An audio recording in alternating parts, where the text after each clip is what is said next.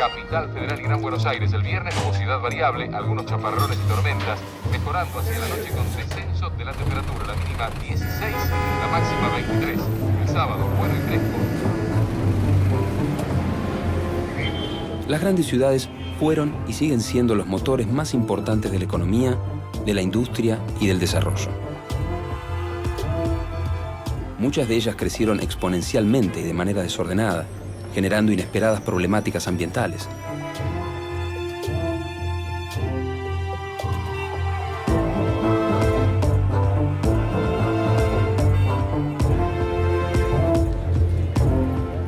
¿Qué se puede hacer para que la vida de una ciudad no atente contra el ambiente? ¿Cómo hacerlas sustentables?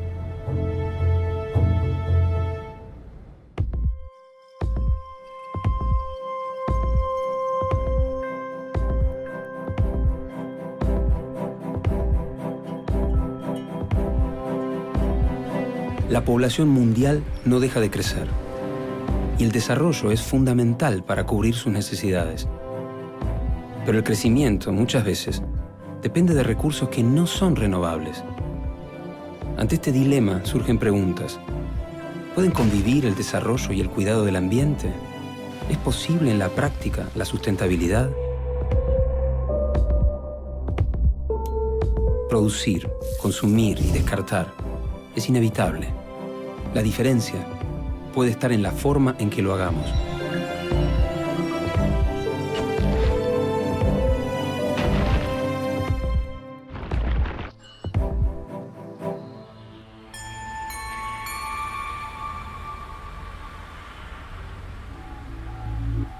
Hay muchas definiciones de sustentabilidad, pero la más frecuentemente aceptada es la que habla de encontrar la manera de satisfacer las necesidades de la generación presente sin afectar las posibilidades de las generaciones futuras de satisfacer las suyas. Una ciudad sustentable o que se aproxime a la sustentabilidad tendría que tener el impacto ambiental más bajo posible sobre el suelo, el agua, el aire, y al mismo tiempo tendría que ser el reflejo de un entorno que también es sustentable. Por supuesto, estamos hablando no solo del medio natural. Una ciudad sustentable tendría que tener una base de equidad social.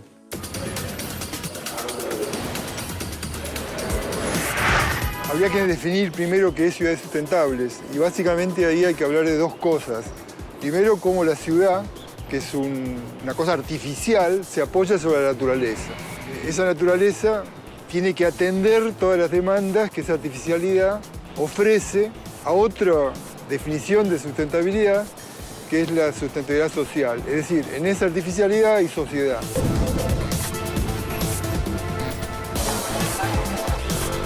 La vida urbana, en principio, es una actividad que demanda mucha naturaleza y consecuentemente, eso define la crisis de sustentabilidad. ¿Cuánto necesita un habitante urbano para considerarse sustentado? Más o menos 4 hectáreas de naturaleza. 4 hectáreas que necesita para su metabolismo, para eliminar sus desechos, para alimentarse, para el combustible, para respirar. Esa es la sustentabilidad.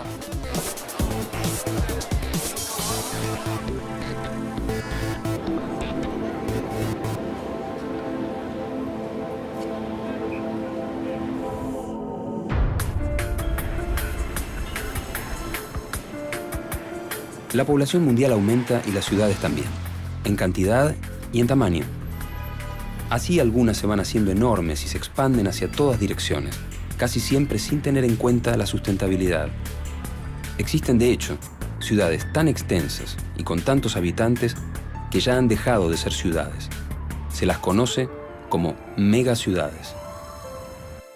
Una megaciudad es, por supuesto, una ciudad grande. Los urbanistas suelen darle un corte arbitrario en los 10 millones de habitantes, pero a nosotros nos interesa mucho más lo cualitativo. Tal vez una manera de definir una megaciudad sea una ciudad suficientemente grande como para que la sociedad a la que pertenece no la pueda gestionar. En ese sentido, Ciudad de México es claramente una megaciudad. pero tal vez Puerto Príncipe, la capital de Haití, también lo sea si los haitianos no pueden solucionar los problemas ambientales y sociales que tenemos en esa ciudad.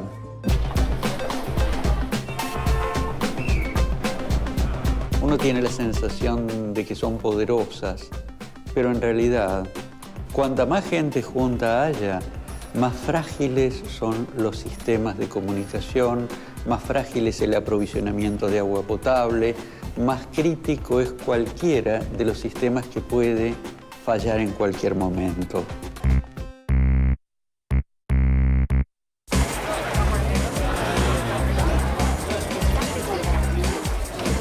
Cuando se habla de sustentabilidad urbana, los tres problemas principales son la basura, la energía y el transporte.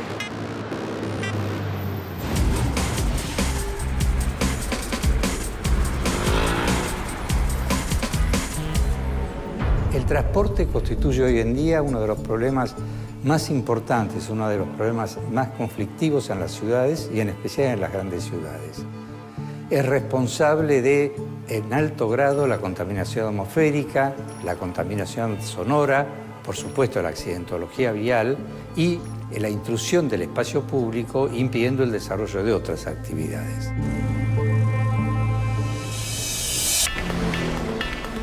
En una ciudad como el caso de Buenos Aires, entran y salen 4 millones de personas. Del conurbano a la ciudad todos los días. Es un número tremendamente importante. Un desplazamiento diario de 4 millones produce un sistema en colapso de todo el sistema de transporte. De todas maneras, quizás el problema principal es el tiempo de traslado entre los puntos que se mueve la gente, de su casa a su trabajo, la ida y la vuelta, y también los puntos de transferencia, es decir, los lugares donde se puede dejar el vehículo privado y tomar transporte público.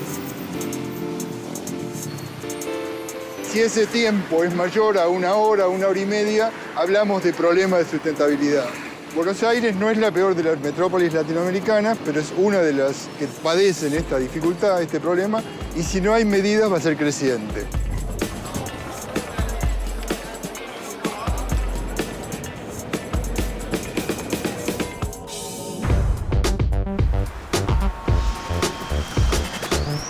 De los 40 millones de habitantes que tiene la Argentina, casi la mitad vive en ciudades de más de 500.000 personas.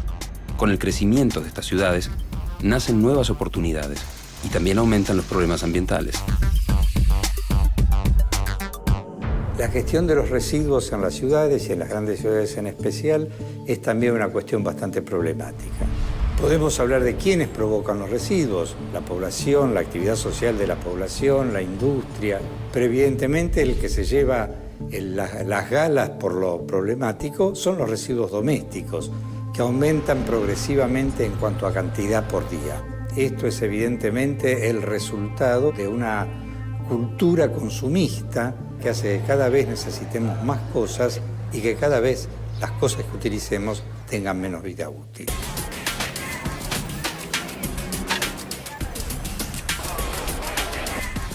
El mundo ya no sabe dónde meter la basura. Es un problema general.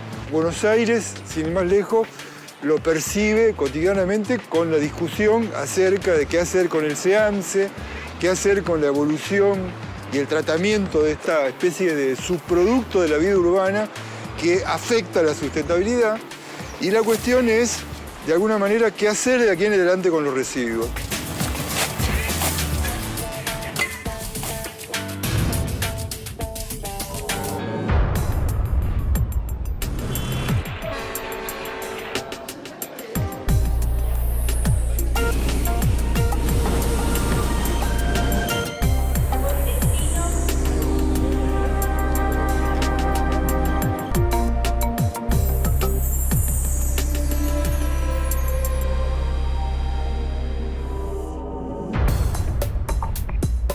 Casi ninguna ciudad del mundo se construye en base a un previo planeamiento urbano, sino que se van armando a medida que crece la población.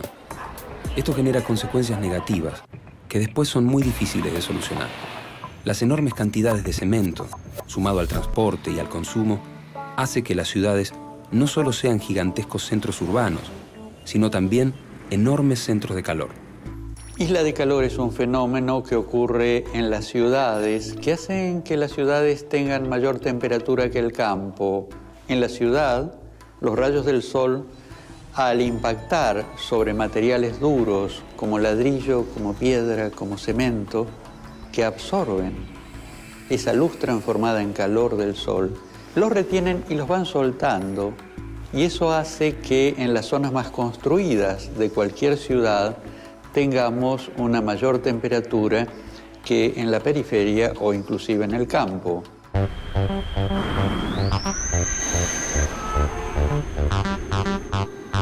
En las zonas en las cuales tenemos espacios verdes o en las que tenemos arbolado urbano, hay una disminución de la temperatura.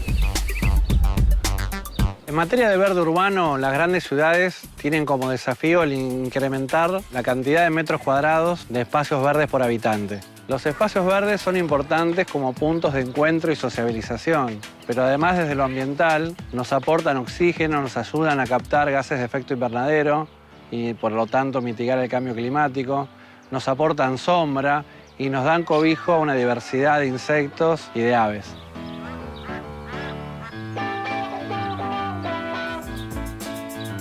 En las grandes ciudades, el desafío es poder lograr la meta de los 10 metros cuadrados de superficie verde por habitante.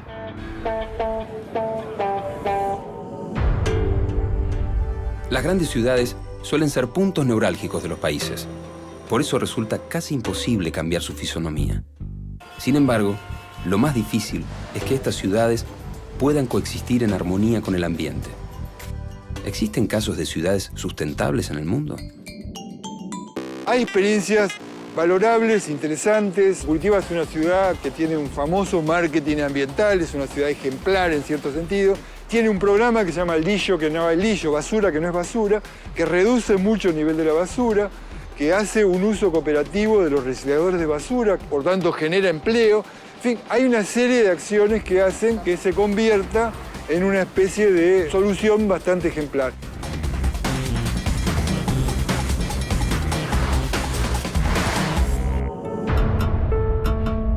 ¿Cómo se dividen las emisiones de gases de efecto invernadero en la producción de un auto? Acero, 67%. Vidrios, 4%. Neumáticos, 4%. Plásticos, 13%. Líquidos, 9%. Otros, 3%.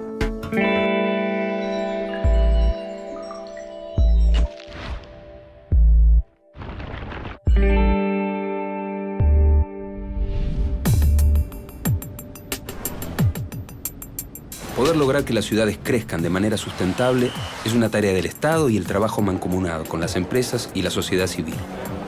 La pregunta es, ¿qué hace falta para lograrlo? Una ciudad, por definición, no puede ser sustentable en sí misma.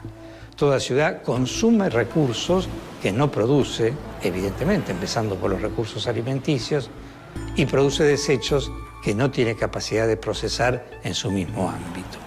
O sea que no tenemos que reclamar ciudades sustentables, sino ciudades lo más sustentables posibles.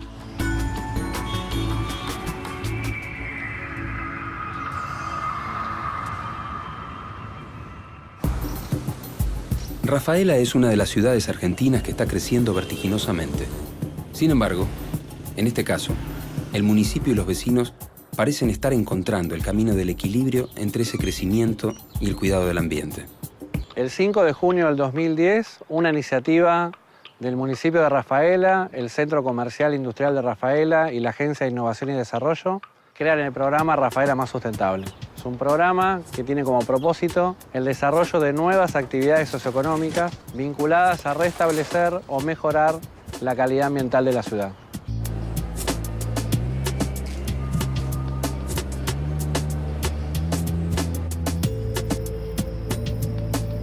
El despliegue del programa se basa en 3 estrategias. La primera, la articulación público-privada.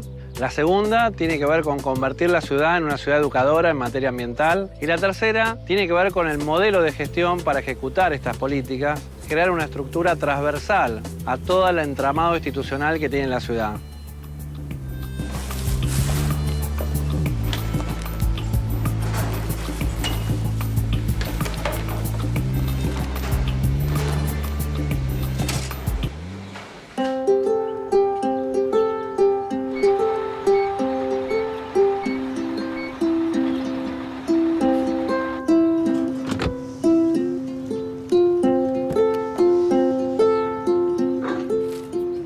El programa desarrolla ejes de trabajo.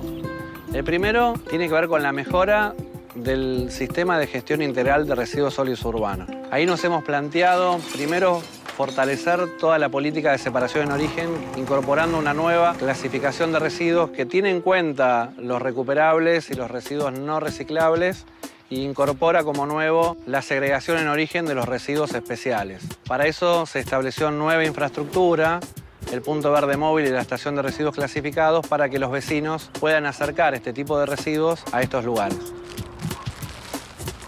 Rafaela no es la excepción a la realidad mundial. Las energías fósiles se están agotando y es necesario empezar a diversificar la matriz energética. Una de las energías que estamos fomentando es la solar térmica, que es la utilización de colectores solares térmicos en las viviendas. La idea es que con la energía del sol podamos calentar agua de uso sanitario y de esa manera ahorrar en el consumo de electricidad o de gas. La municipalidad me hizo una proposición, poder instalar un sistema de energía solar de agua caliente sanitaria. Decidimos hacer la prueba y animarnos y la verdad que tuvimos una muy buena experiencia. El ahorro es bastante importante. 8 meses del año funciona prácticamente con energía solar. Ya el hecho de empaparse con el tema de esta tecnología hace que uno no derroche tanto, entonces cuida un poco más el recurso. Rafaela, al igual que otras ciudades intermedias, tiene una fuerte problemática vinculada a la cantidad de coches y motos que hoy existen en el espacio público. Por eso el programa se plantea un plan de movilidad sustentable que lo que intenta es promover nuevas formas de desplazamiento. En el marco del programa Rafaela Más Sustentable se generó la iniciativa del Camino Escolar Seguro y es una iniciativa de movilidad sustentable y un recurso educativo. Camino Escolar Seguro es una vía preferente que consta de 30 cuadras aproximadamente y se hizo una transformación urbanística del entorno escolar para que los desplazamientos de los escolares sean más seguros y puedan venir progresivamente solos caminando a la escuela. Rafaela Más Sustentable es un desafío de largo plazo, pero la obtención del éxito va a depender mucho de la capacidad que tenga la ciudad para seguir generando acciones para cuidar nuestro ambiente y mejorar la calidad de vida.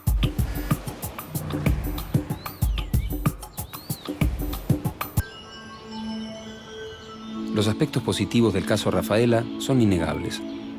Pero esta ciudad santafesina sigue siendo chica en comparación con las grandes ciudades argentinas. ¿Se pueden replicar sus iniciativas en Rosario, Córdoba o Buenos Aires? Al hablar de gestión de sustentabilidad, naturalmente surge el tema de las soluciones, de cómo afrontar la crisis, de administrar cuestiones que se consideren deficitarias. Y por tanto, ahí aparecen las acciones, las políticas, los proyectos. Habría que maximizar el transporte público, minimizar y racionalizar el uso del transporte privado. Habría que reconstruir algo que fue bastante eficiente 30 o 40 años atrás, que fue el ferrocarril de cercanías, que es muy usado en casi todo el mundo. Múltiples acciones que en distintos planos habría que llevar adelante para perfeccionar y poner en marcha una gestión más razonable de la sustentabilidad. Es muy caro sostener mejoras, hay que conseguir los canales de inversión y en muchos casos también las medidas de mejoramiento de la sustentabilidad pasan por la actividad individual, el comportamiento comunitario, digamos, la contribución a cuestiones que moderen el consumo exagerado de energía, de agua, de producción de residuos, etc. En general, las terrazas son sinónimo de cemento, de tanques de agua, de baldosas. Sin embargo, desde hace un tiempo, también están albergando jardines. Sí, jardines y plantas a los que se puede ir por ascensor. ¿Pueden las terrazas verdes contrarrestar la falta de espacios verdes en las ciudades? El proyecto de Terrazas Verdes surge a partir de un proyecto de investigación de un concurso que ganamos para mejorar la calidad ambiental de la ciudad. Si uno trepa a un techo, una terraza, mira y se encuentra por un entorno absolutamente gris, monótono, y a partir de eso empezamos a pensar cómo transformar ese desierto en un lugar donde tengamos interacciones inteligentes con el ambiente y hacer una propuesta que fuera extensiva a todo el casco de la ciudad. Nuestro sistema consiste en una bandeja y al interior de la bandeja colocamos un fieltro antirraíz, se la rellena con un material inorgánico y en la parte superior se coloca compost o algún otro nutriente de bajo impacto ambiental. La especie que usamos es sedum, que es la especie que se utiliza generalmente en este tipo de instalaciones a nivel mundial. Son plantas que, por provenir de climas desérticos o semidesérticos, conviven con altas radiaciones durante el día, que es la que sufriría una planta en un techo, y durante el ciclo nocturno sobreviven muy bien con muy bajas temperaturas.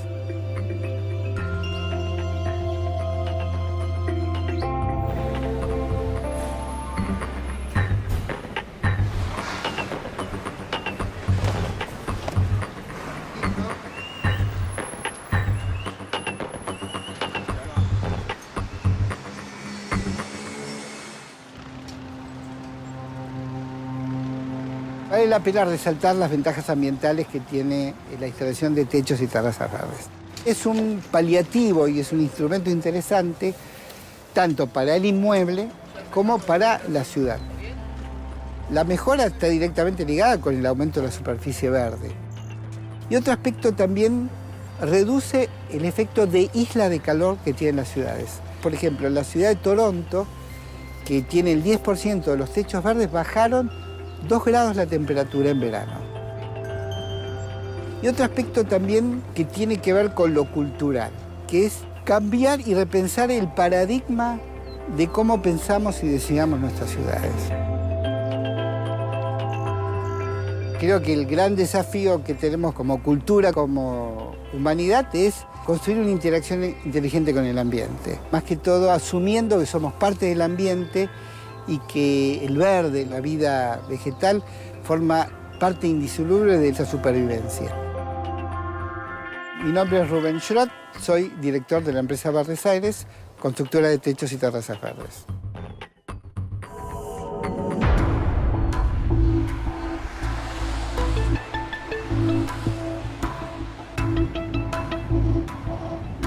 La gestión de sustentabilidad es una cuestión sustancial en el futuro. Los próximos 20 o 30 años van a ser críticos. Es un mundo finito. Tenemos tanto recurso, tanta superficie, tanta posibilidad de uso de energías convencionales. Entonces hay que acomodarse a eso y eliminar una tendencia hacia un consumo que puede llegar cada vez a metas de mayor insustentabilidad. La construcción de sostenibilidad es un proyecto de lucha, donde se lucha armando espacios, conquistando territorios, creando territorios con una nueva definición que permitan la vida y la inclusión social, y a la par que se generan esos territorios se va definiendo cómo es el futuro. Es un proyecto entusiasmante y posible, y que está todo para hacerse, de modo que la sostenibilidad es posible. En los próximos años las ciudades seguirán creciendo. Se construirán más casas, se necesitarán más medios de transporte y más infraestructura en general. Esto no es algo negativo en sí mismo. La cuestión radica en cómo es planeado ese crecimiento. El lugar donde vivimos lo construimos entre todos, con leyes y marcos legales sólidos, acompañados de conductas responsables, individuales y colectivas. Tal vez sea posible que el avance de las ciudades y el ambiente puedan coexistir armónicamente.